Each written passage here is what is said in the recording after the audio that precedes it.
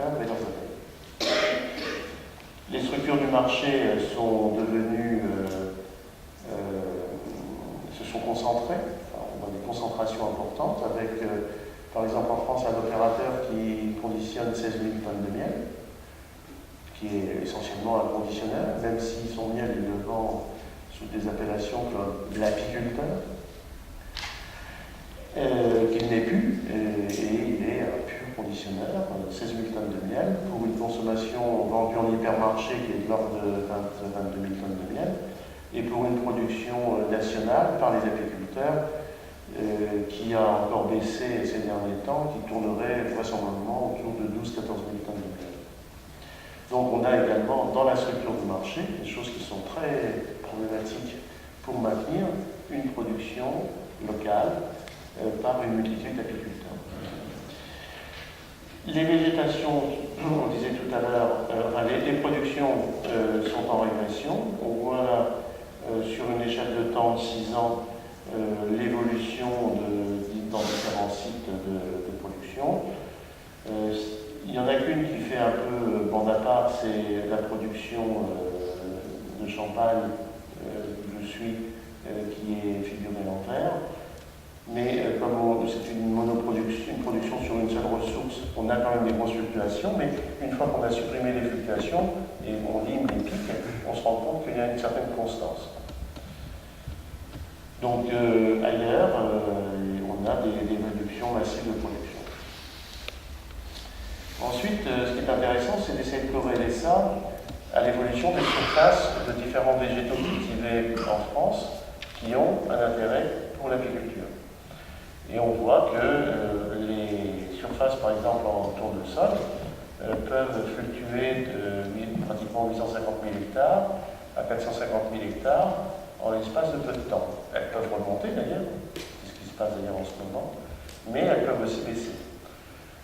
Une autre production comme celle du trèfle violet qui est le marginal dans l'environnement, on voit quand même en régression permanente. Une autre production qui est typique de la Champagne, mais qui était typique de l'ensemble de la France pour le nourrissement du bétail, et en particulier des chevaux de trait, s'est effondrée complètement, puisqu'on passe de plus de 300 000 hectares à aujourd'hui, vraisemblablement, de 1 500 000 hectares dans les années 70 à aujourd'hui aux alentours de 300 000 hectares, dont 80 000 hectares dans ma région. Et là, la luzerne en Champagne, elle est maintenue grâce à un outil industriel de transformation, de séchage et de conditionnement. Alors, le problème des abeilles repose sur plusieurs problématiques des ressources que je viens d'exposer, mais également des problématiques de pathologie. Le pathogène dont on parle le plus actuellement et depuis les années 80, c'est le varroa, c'est cet ectoparasite de la famille des acariens qui se multiplie dans le couvain de la ruche, c'est-à-dire sur les larves. Et il se trouve que ce parasite, il a également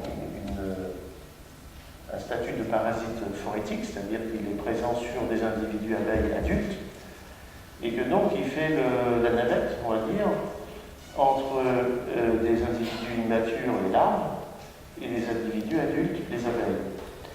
Et il se trouve que les abeilles connaissent également la présence de virus en leur sein, mais qu'en absence de varroa, les virus sont relativement peu pathogènes, mais qu'en présence de varroa, la pathogénicité des virus augmente. Alors pourquoi?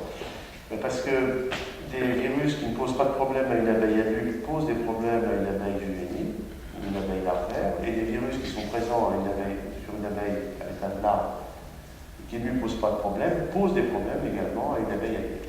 Donc il y a un croisement comme ça des populations virales qui pose d'énormes problèmes. On a également observé un autre phénomène dans une publication, qui a été rendue publique par une publication de cette année, enfin de 2012, pardon, qui montre que je vous résume la publication, dans l'archipel d'Hawaï, où le varroa est arrivé au milieu de la première décennie du XXIe siècle. On a un archipel avec des îles qui sont indemnes de varroa et d'autres îles qui sont en présence de varroa. Avant l'arrivée du varroa, on mesure la présence d'un virus qui s'appelle le DWV, qui est présent dans environ 6 à 7% des populations d'abeilles. Une fois que le varroa arrive, cette population virale ne touche plus seulement 6% de la population des ruches, mais la totalité des ruches, ce qui pose déjà un gros problème. Ensuite, le varroa a un autre effet sur cette population virale, c'est qu'il provoque une sélection à l'intérieur du bouquet viral, parce que le DWV, ce n'est pas un virus unique, c'est un bouquet viral. Et à l'intérieur de cette population virale, il provoque une sélection des souches les plus virulentes.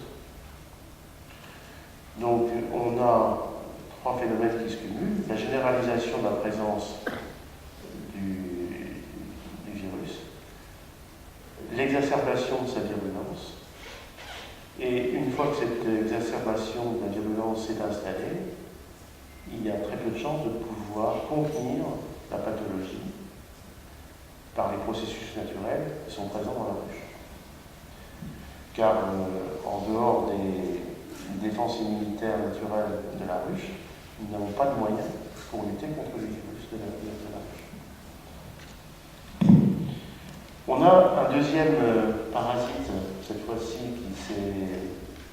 qui est présent dans les ruches, le nosema, avec 2 variants, le nosema apis et le nosema ceranae.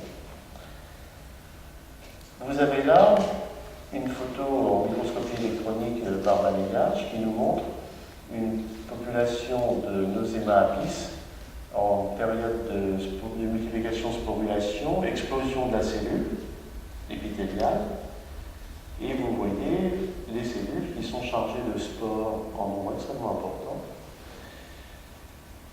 Alors, quand on a affaire à nosema apis, ça peut être problématique certaines années. Quand on a affaire à nosema ceranae, c'est beaucoup plus compliqué et beaucoup plus problématique. Alors, je vais vous expliquer pourquoi. C'est que le nosema ceranae, tout comme le varroa que vous avez vu tout à l'heure, ce sont 2 parasites, l'un externe et l'autre interne, qui sont sortis de leur niche écologique, qui étaient celle qui étaient 2 parasites portés exclusivement par Apis ceranae, qui est une abeille d'Extrême-Orient.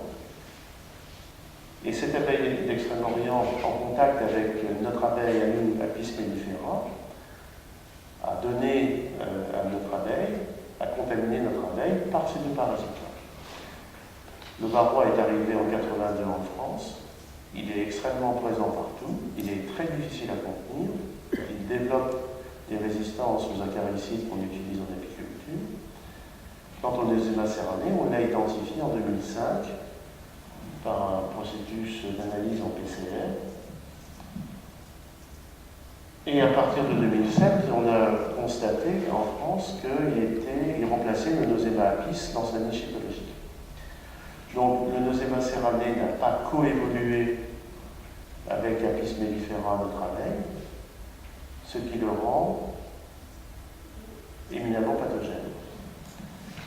Alors, cette pathologie-là est également très problématique pour les apiculteurs, car c'est un pathogène qui ne signe pas sa présence dans la ruche. La seule signature qu'il a, c'est la disparition de l'abeille quand l'abeille est butinée. Donc, on observe des phénomènes de disparition d'abeilles dans les ruches. Donc, à la vue de la population d'abeilles, on se dit, tiens, c'est bizarre, la ruche a fondu, la population de la ruche a fondu. Si, avant le début de la mielée, on fait une analyse en PCR des populations de nosema ceranae dans la ruche, on va trouver ces populations parasitaires. Mais si on fait cette même analyse en fin de mielée, on ne va pas trouver cette parasitose. Donc il n'y a pas en France non plus un travail d'épidémiologie générale qui permet de faire une évaluation absolument certaine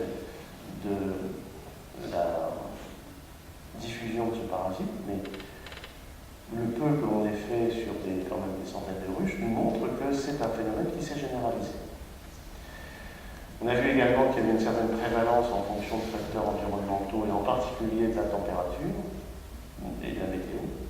Ce qui fait que l'Espagne est beaucoup plus touchée que le nord de la France, que le sud de la France est beaucoup plus touché que le nord de la France, mais que ce phénomène est un phénomène qui est quand même généralisé à l'ensemble des ruches du monde entier. Récemment, nous avons eu une soutenance de thèse par Madame Dissauba à Avignon, au mois de décembre, qui nous a expliqué les processus par lesquels le noséma posait problème dans les colonies d'abeilles.